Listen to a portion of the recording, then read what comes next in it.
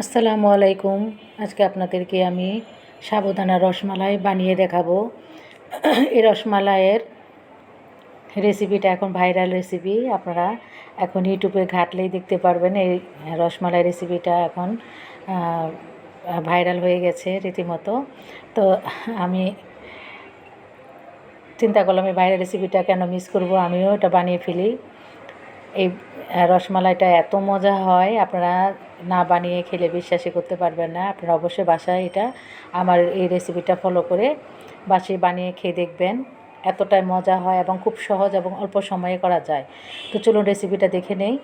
এখানে আমি 1 কাপের মতো সাবুদানা নিয়ে নিয়েছি। এখন পরিমাণ মতো পানি দিয়ে আমি 2-4 বারের মতো পানি পাল্টে পাল্টে সাবুদানাগুলিকে একটু ধুয়ে নেব। তবে কচলে কচলে ধুবেন না, হালকা হালকা আলতো হাতে নেড়ে যে ঘোলা পানিটা বের হবে এটা ফেলে দিবেন। এরকম আমি 3-4 বার পানি পাল্টে পাল্টে ধুয়ে নিয়েছি, দেখতে পাচ্ছেন। এখন আমি এটাকে 10 মিনিট রেস্টে রেখে দেব। 10 মিনিট পরে ফিরে এলাম। দেখুন সাবুদানাগুলি নরম হয়ে গেছে, হাত দিলে এরকম নরম হয়ে যাচ্ছে। এখন আমি এখানে 1 চিমটির মতো লবণ আর 2 টেবিল চামচের মতো চিনি দেব। দিয়ে ভালো করে হাত দিয়ে একটা আটার ডোর মতো মাখিয়ে নেব কচলে কচলে।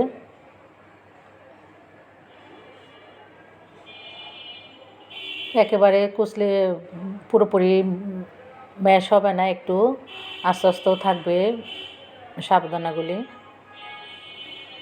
দেখতে পাচ্ছেন একটু আঠালো আঠালো হবে ডোটা। দেখুন মাখানো হয়ে গেছে। এখন আমি হাতটা ধুয়ে নেব, ধুয়ে হাতের মধ্যে একটু ঘি মাখিয়ে নেব। ঘি মাখিয়ে আমি ওখান থেকে অল্প অল্প সাবুদানার ডো নিয়ে গোল গোল মিষ্টি আকারে আমি তৈরি করে নেব।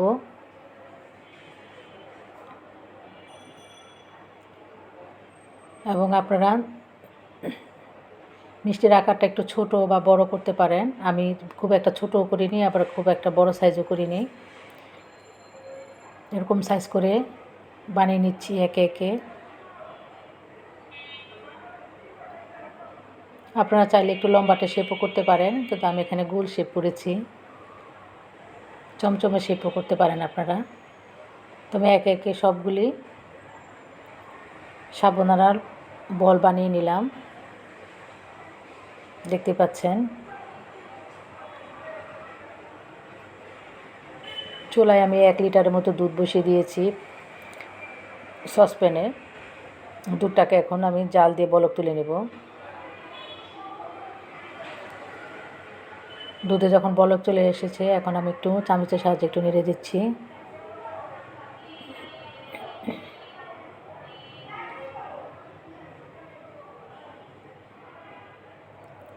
এখন আমি 2টার মতো এলাচ দিয়ে দিচ্ছি, সুন্দর একটা স্মেল আসার জন্য এলাচটা দিবেন।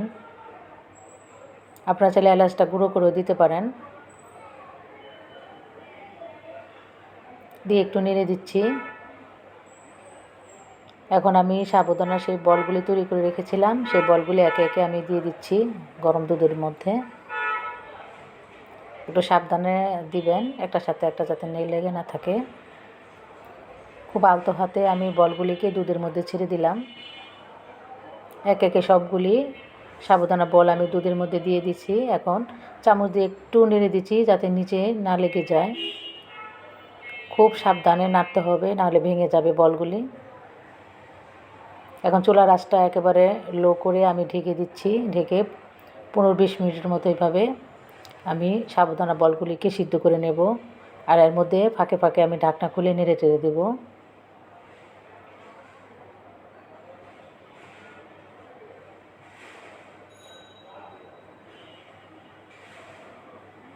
দেখতে পাচ্ছেন সাবুদানাগুলি ফুলে একটু বড় হয়ে গেছে এবং উপরে ভেসে উঠেছে। একটু পরপর একটু করে নেড়ে দিতে হবে। আমার চ্যানেলে যারা নতুন তারা প্লিজ আমার চ্যানেলটাকে সাবস্ক্রাইব করে আমার পাশে থাকবেন। আমার ভিডিও যদি আপনাদের ভালো লাগে, কাজে লাগে, তাহলে প্লিজ আমার ভিডিওটাতে একটা লাইক দিতে ভুলবেন না।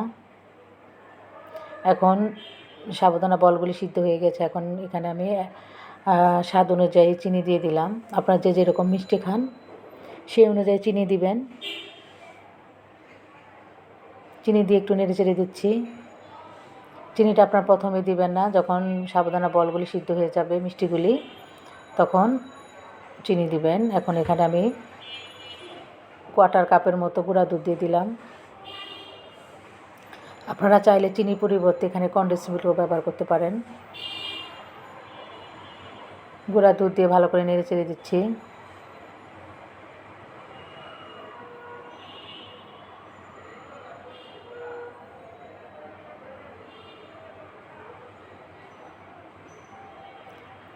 এখন আমি দুধটাকে ঘন করার জন্য, রসমালাইয়ের যেহেতু ঘন থাকে, এখানে কর্নফ্লাওয়ার দিব 2 টেবিল চামচের মতো। আমি অল্প একটু পানিতে 2 টেবিল চামচের মতো কর্নফ্লাওয়ার গুলিয়ে নিচ্ছি।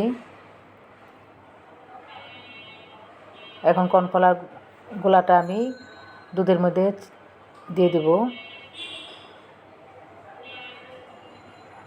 এদিকে একটু পরপর আলতো হাতে নেড়ে দিতে হবে এবং খুব সাবধানে নাড়তে হবে যাতে মিষ্টিগুলি ভেঙে না যায় সাবুদানার।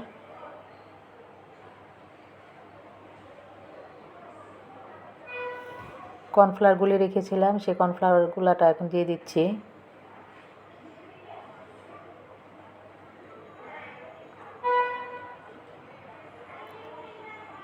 এবং সাথে সাথে একটু নেড়ে দিতে হবে।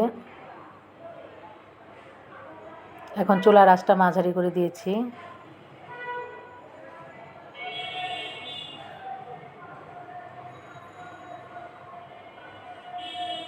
কর্নফ্লাওয়ার দিয়ে আমি 4 থেকে 5 মিনিটের মতো আরও আমি জাল করে নিয়েছি। এর মধ্যে দুধটা ঘন হয়ে গেছে,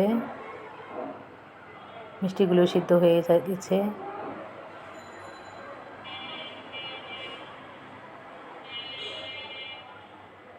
আপনাদেরকে একটু মিষ্টিগুলো দেখিয়ে দিচ্ছি। দেখুন সিদ্ধ হয়ে গেছে।